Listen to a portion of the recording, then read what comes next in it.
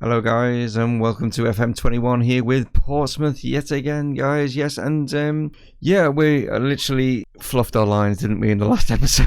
Yes, for winning the league. We can do it in today's episode. We're going to be starting off against Rochdale at home, and hopefully, depending on how the results go, I mean, we could just not even like win this game, and it all depends on Oxford and sort of like MK Dons. I would say probably just Oxford themselves, but as to like us winning the league, yeah, games are running out and they are not like closing the gap anytime soon, like, are they, sort of thing. So the other game that's going to be in today will be Wigan away, but hopefully by then we'll have already assured ourselves as the champions of League One.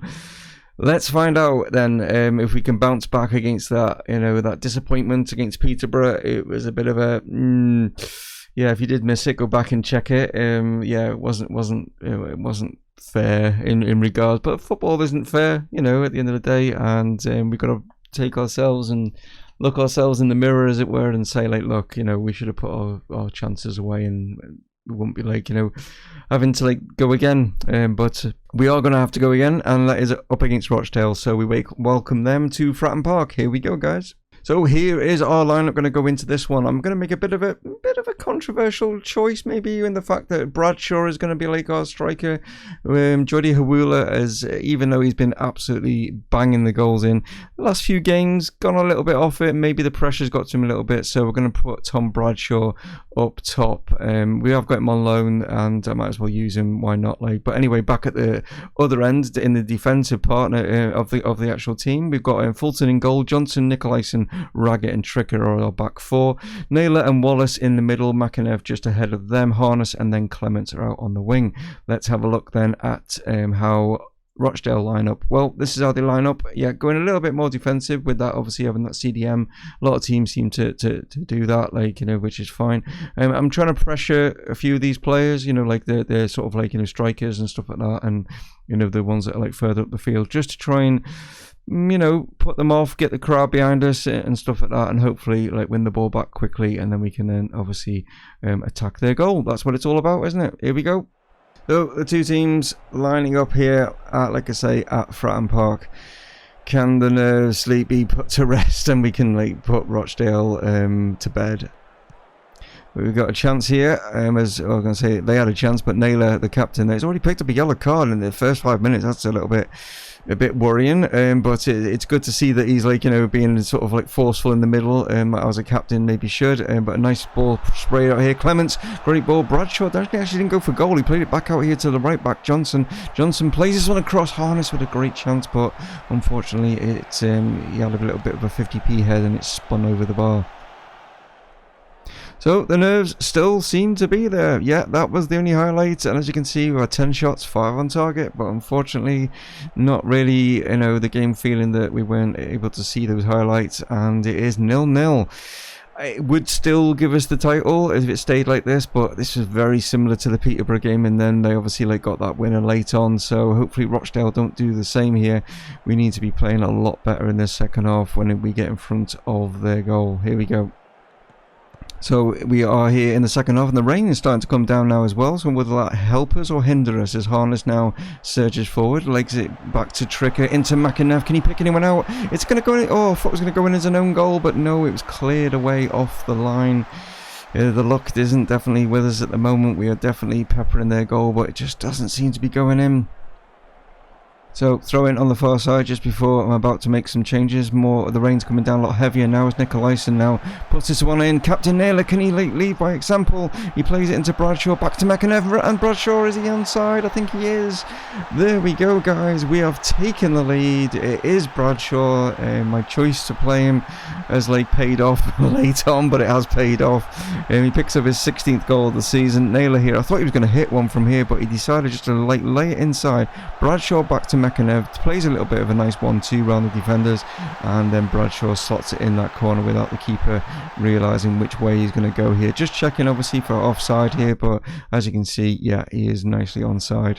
But yeah, goalkeeper there, not sure which way he was going to go, but he slots it away nicely. but maybe they're going to get an equaliser as they put this one into the box, but nicely headed away by Raggett.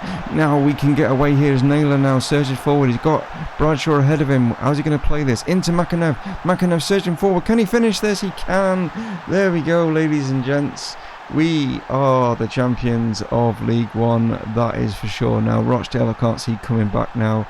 We have sparked ourselves into life. Maybe the nerves are now definitely going to go with getting this second goal. But as you can see here, McAnev surging forward. Great strike there from our new signing, which we picked up for free from Arsenal, which was absolutely amazing to pick him up for free. So with just over, well, just maybe under, maybe 10 minutes or so, depending obviously on like injury time and stuff like that.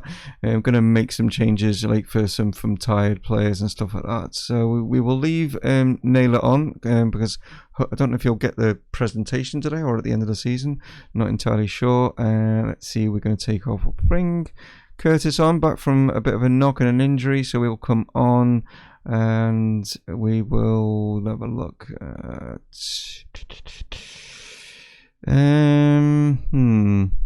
maybe that's it. Looking at it, yeah, I think I'll leave it just with that one change.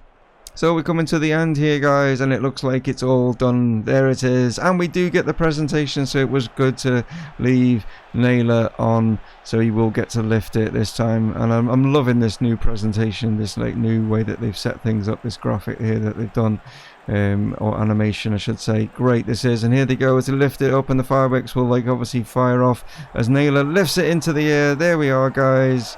Go on, lift it. There it is. And there goes the fireworks. Well done to the lads. We are the champions of League One. I'm sure it's going to be a lot tougher in the Championship next season as they parade around Fratton Park. Nice place to win it as well at home. It's always good there. Goalkeeper Fulton copying what bastard. And we won the EFL trophy, didn't he, with a little cartwheel. But there it is, 23 shots to 11. If we'd not won this one, I've been really upset because, you know, what else do we need to do? But as you can see, yeah, a very convincing win in the end. It should have been a lot more, I think, when you look at the amount of shots that we did have. But we've done it, we've got there, and it's great to see. And it's nice to see that, like I said, our new signing here, Jordan McAnev, picking up man of the match. I'm sure he will perform really good next season as well. We'll get to see him for the full season, won't we? And hopefully he will sort of improve as well. So just looking at the other results, as you can see, Oxford lose. So again, I don't know what is going on with the like teams below us, but Oxford lose. MK Dons, I think, would have won. Where are they? I just can't see. Yes, they win, so they then jump back into second. So the battle for second place is an interesting one. And the other news is that Hull have just sacked their manager. Yeah, Grant McCann, who was in charge at Hull, they've sacked him, which I think it's a bit harsh, really. I mean, yes, they lost the EFL Trophy final to us, but they're still in with a good chance of like getting automatic promotion. And to sack him this late in the league season, I think could be a little bit more of a risk. Depends, obviously, who they bring in. I think they're probably just looking for, you know, the players to, you know, sort of pick themselves up, like, you know, from, you know, like, sort of like disappointments. But they've got a good chance because, like I say, Oxford and MK Dons keep just switching around, and Hull, Peterborough, maybe Doncaster is an outside chance, but I would say definitely one of those like four below us are definitely going to be battling for that second spot to go up automatically. As for down at the bottom, it was a good result there, obviously, for Sunderland beating Oxford, which was a bit of a shock, really. Sunderland need as many wins as they possibly can, otherwise a club of that size to be down in League 2 is madness. But yeah, there we are. We are the champions. Let's move on to our next game, which is against, was it Wigan? I think that's who we were up against. Yeah, it was Wigan. Just wanted to double check. But yeah, it was Wigan. And it's just showing over here that obviously we will get inscribed underneath Coventry City there as the League One winners. I don't think it board set our initial budget, so we got 105 per week and then a transfer budget of 7.8 million. It's not a massive amount of money, so maybe we can sell a few players or something, but it's going to be, with just that small budget, it's going to be tough to bring in some quality for the Championship, that's for sure. So there we are, the Portsmouth board are happy obviously with that League One. The board are now keen to ensure that Jackson is able to fully concentrate on preparing the club for future challenges. Right then, a few changes. It's only been 2 days since we clinched the title, but yeah, we are now up against Wigan. We're travelling there, so a few changes, like I say, to the side. We've got Fulton still in goal though. We've got Bolton, Oswigwe, get my words out. Osigwe, I think that's how you say his name, is alongside Raggett, and then we got Pring as left back. We got Naylor and we got Cannon in the middle. Curtis is out on the left. Greenhow coming in on that right. McAnuff going to stay in that cam role. Jordi Hawula is going to come back in, even though obviously Tom Bradshaw did score in the last game. Yeah, I want Hawula to obviously clinch the actual golden boot and stuff like that. But again, it comes down to fitness. I just didn't want Bradshaw to play again and then pick up an injury. We need him. Right, so let's have a look then at the side that we're up against, which is Wigan. They're going to be playing sort of 2 CDMs here, so even though they're at home, playing a little bit sort of slightly defensive, but I mean they have got a cam, so that's fine with regards to that one. I'm not going too aggressive, on some of the sort of pressure and stuff, because we are away, but just trying to push maybe them onto their weaker side and stuff like that. So let's see if the champagne and stuff has got to us, and we'll probably pick up a defeat now, because they probably feel that we've done all our job. We don't have to push, but hopefully they will, and we can go on and get a really good record, points tally at the end of the season. So it's a chance for us. We're playing obviously in our away kit here with the oranges. Curtis now plays it back to Cannon, who initially took the corner, but he's gone kind of a little bit lost. Needs maybe Google Maps there, because he's got a little bit confused. But Greenhow now hasn't got the ball back. Cannon though, he's not that confused, because he just slotted it in for his 3rd goal of the season. He was a little bit confused to begin with, but managed to work himself into a bit of space, and then he actually ended up putting it in the back of the net here. But nice play here from the young centre back here, Osigwe, plays it into Greenhow. Greenhow now just lays that in nicely, and a good finish there from Andy Cannon. So we are playing as champions. We're playing really well at the moment, in plenty of shots on target, as Naylor now puts this to the far post, and that is doubled our lead as Ronan Curtis there picks up his 12. Even though he's picked up a few injuries this season, he still managed to bag himself 12 goals. But like I say, we're looking good. Maybe a chance for Wigan to pull something back here, but no, it's just headed straight into the arms of Fulton, and maybe we can do something from this, or is it going to end at this point? He's going long with this. Greenhow though has picked it up. He's got a Hawula ahead of him, but I think he was offside, so he's had to go back. Finds Bolton, nicely played in here to McAnuff. Can he pull it back to maybe to the penalty spot? He can't, and it's going to be a penalty. What? Okay. I thought it was just going to be a corner, but apparently there was a push or something. But Hawula steps up and he misses. Well, not misses. It was a fantastic save from the Wigan keeper there. Well, there we are. Greenhow now with a chance maybe to go deep, and unfortunately wasn't able to pick anyone out. As you can see with the amount of shots, 8 and 7 on target, looking good. So here come Wigan again with a corner played in, but it's Raggett that heads it away. McAnuff will get there first, and like I say, only got Hawula ahead of him, but he's lost out there. He pushed it too far forward, and Wigan now can come back the other way, unless we can dispossess them as they play this over the top, and we can. And Green now plays it first time into Hawula now. He's got players ahead of him, lays it into McAnuff, who plays it across Curtis, but another great save. Considering we are 2-0 up, their keeper has pulled off 2 worthy saves, one from the penalty, and then another great one there, and another great one again. And I'm sure it was offside, but I'm sure he'll be a little bit disappointed, because he is trying to keep his Wigan teammates in this game. Throw in now on this near side as Bolton just throws it into McAnuff. Now McAnuff looking to try and get it forward. It's a great play. Hawula now. And Evans is there again. This should have been 5-6 maybe, but if it wasn't for their keeper. Corner now. Slattery puts this one in, and they are pulling a goal back here.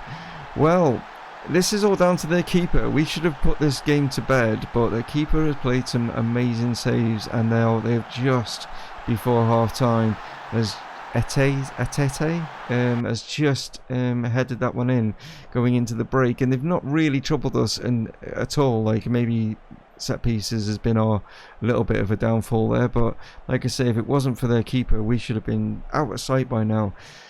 We need to pull out something amazing to get past their keeper in the second half. Well, no, we've not had a single highlight so far, so I'm going to change things and maybe that will make us have some kind of a highlight.